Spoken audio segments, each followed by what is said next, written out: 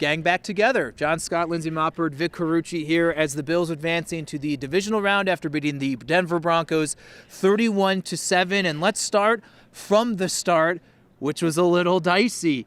3rd and long. Denver converts with 19 yards. A few plays later, 43 yards over the top. And I know the three of us sit in the press box together, look at each other, think, oh, these are the problems that we were concerned about. And lo and behold, they reared their head early. Yeah, and from our view up in the press box, I mean, the life was actually sucked out of the entire stadium. It was electric in here after Kyle Williams was shown as the legend of the games, hyping up the crowd and everything. That, I think it was the first drive. Absolutely, life sucked out of this place. People were just getting comfortable in their seats, and this was happening. And I think there was a sense of disbelief there, and I certainly felt it. I mean, that quickly to strike. And look, I don't want to take anything away from Bo Nix, a very talented young quarterback, and certainly nothing away from Sean Payton, one of the best offensive minds in coaching, bound for the Hall of Fame. So dialing some things up and maybe taking advantage of something there, fine. But that was all she wrote as far as Denver's offensive threat and Buffalo's defense being in retreat mode. I mean, they came back and responded strong. Heard from guys like Taron Johnson, Rasul Douglas in the locker room afterwards asking what was the difference, what changed. And Rasul Douglas was pretty point blank and said, nothing. He was just stone-faced and nothing. We're veterans. We looked at the iPad, said kind of, this is what happened here. And then we just kept doing it. And he even went on to say, we ran the same plays defensively over and over and over and over again, and they just played their style of football, which, again, was the pass rush great? No, I don't think so. There still are things to be concerned about when the opponent ratchets up in a weekend and maybe beyond, should they be that fortunate.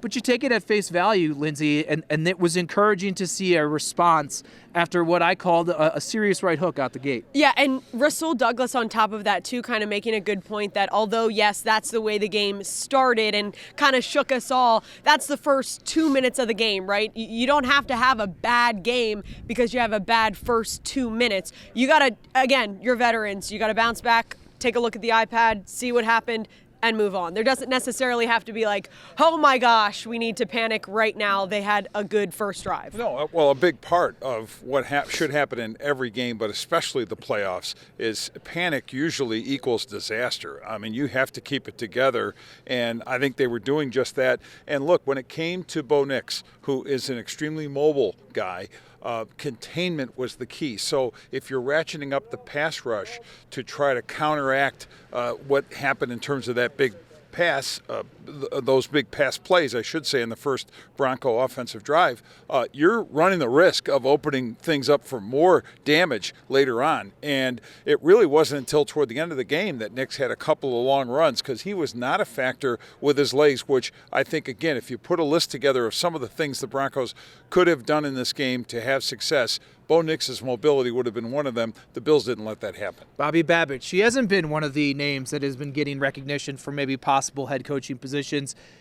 It hasn't always looked great with this defensive unit, but I think he really did deserve some flowers for the way that he adjusted and has adjusted at moments when the defense hasn't looked good early moving forward. Let's go to the offensive side of things. Sean McDermott really saying going into the game this week, he felt the outcome would be dictated at the line of scrimmage, and it was. The Bills' offensive line was powerful and really limited and mitigated. And Deion Dawkins actually told a reporter, he said, he was asked, what was it like to contain Nick Bonito? He says, why don't you ask that again? And he goes, what? Stopping Nick Bonito. And he goes, that's better. I mean, and this is the team that had the most sacks in the NFL by far. And Josh Allen found the ground a couple times, but by and large, the offensive line was sensational. Yeah, and I think James Cook level of play today kind of, perfectly, I can't say this word, I'm going to do my best, encapsulates. There you go. I knew I can't say it, but that's the word that I wanted to use. But yes, James Cook's level of play today, I think perfectly did that, as well as the play of them literally, I think he gained an extra 12 and a half yards after contact after that one run, I think maybe in the second quarter or something like that. So I think that just kind of goes to show how great of a day they had. Yeah, look, it was 2 sacks, okay, but for a team that had 63 and led the league, the Broncos, that isn't a big day, and it really wasn't. They didn't affect Josh Allen for the most part as a passer. For the most part, he could do what he wanted to do to pick out first, second, and third options in receiver us. He moved around, and on that fourth down touchdown throw to that end, and Ty Johnson, of course, makes the incredible kind of catch that he does on a low ball, keeps his feet in bounds. They review it. It's the touchdown that kind of broke the back of the Broncos for sure. It did, not kind of. He had a lot of time there too, so he was, I think, generally comfortable, more comfortable than you probably would have expected against a team that has that kind of front. And credit to the Bills' offensive line, which of course has protected him well all season long. Vic, you and I discussed, you sit there and you watch the game, and you look up, 31 points, nearly 500 yards of total offense. It's like, how did we get here? It didn't look like it. It didn't feel like it.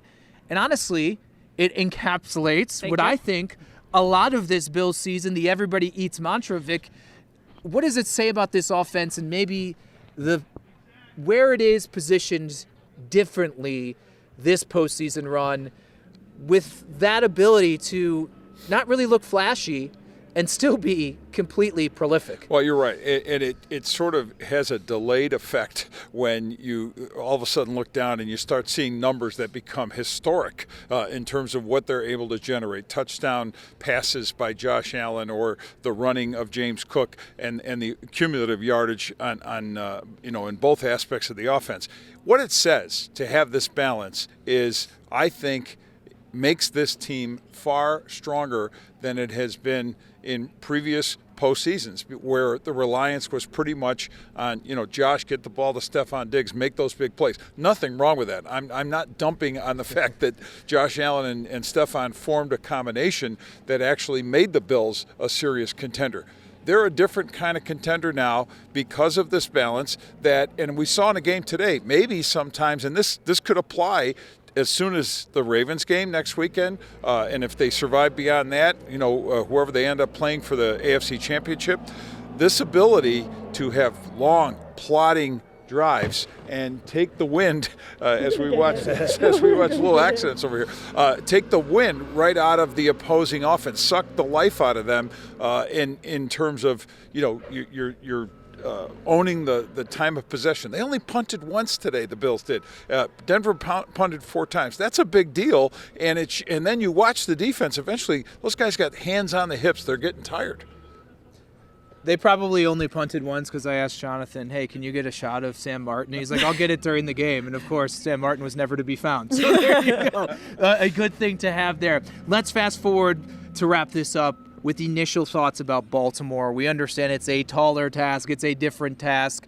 And we saw what it could turn into if things aren't on their P's and Q's earlier this season. Yeah, I mean, you think about their previous matchup, and obviously there's a lot of things to take in mind. Back in week 4, they lost that game in Baltimore. 35-10 was the final score. Honestly, pure domination. Derrick Henry, an absolute monster, and nothing has slowed down for him at all after watching his performance last night and just kind of seeing that chemistry overall as a team grow. They might get Zay Flowers back in the mix. So it's, I think, a lot scarier to look ahead for this Bills team to that game and just kind of putting all those elements together. But obviously, I think if the Bills can get to their game faster, it took them an entire half. It was 10-7 today at halftime, and then as you said, you blink an eye and it's 31-7. Scoring 31 unanswered points. So I think they just really need to get to that level of domination much faster against a team like the Ravens. All right, so the bad, if we want to call it that, the negative, whatever, is dealing with Derrick Henry, dealing with Lamar Jackson, dealing with a receiving core that might get a little healthier with Zay Flowers, though I believe he only had 1 catch in that earlier game against the Bills, but it didn't matter because of what Henry did on the ground, what Lamar Jackson did running the football. And the offensive line of the Ravens, big, powerful group that I think has steadily improved as the season has gone on. Now on the plus side, games here, not in Baltimore, and I think that is a difference for sure.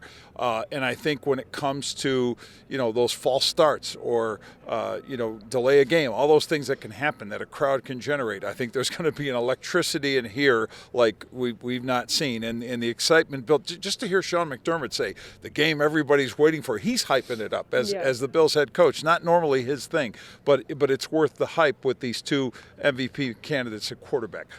The other plus, I think, is that you have a Raven defense that can be vulnerable, especially on the back end, and can struggle if they get a lead, struggle to protect it, or just struggle in the passing game, period. I can envision this game turning into a real track meet, turning into a very high-scoring type of thing, and then I would believe that whoever is able to provide the last answer, it's going to either be Josh Allen or Lamar Jackson. Go for it. Quick comment. Something that I left out is something that we talked about earlier about in week 4, they were a completely different team in the way that they didn't have Amari Cooper either. And regardless whether he's actually out there making an impact himself or it's rather just his impact on the offense as a whole, kind of spreading it around as we talk about the everybody eats, Curtis Samuel today, everyone. I think that is a new aspect and has made this offense what it is today, and that was not there in week 4. Either was Matt Milano. I'm not sure if I remember correctly, Terrell Bernard played. Khalil Shakir got an ankle injury in that game as well. And I think just from a Joe Brady, Josh Allen offensive flow standpoint, it was Baltimore, it was Houston. They looked terrible. They made the trade. And from that point forward, they have been a completely different offense. The defense is maybe taking a step back as well from there. Either way, you're going to hear a lot as the week moves along. Both squads are different teams than the ones that played in late September. That is true from a roster standpoint, from a playing standpoint, but the two quarterbacks are still at the peak of their powers, and regardless of how the MVP shakes out, those two are going to be at the spotlight, as they should be, for a fantastic game. And Vic, I know you were in the building. You weren't here yet.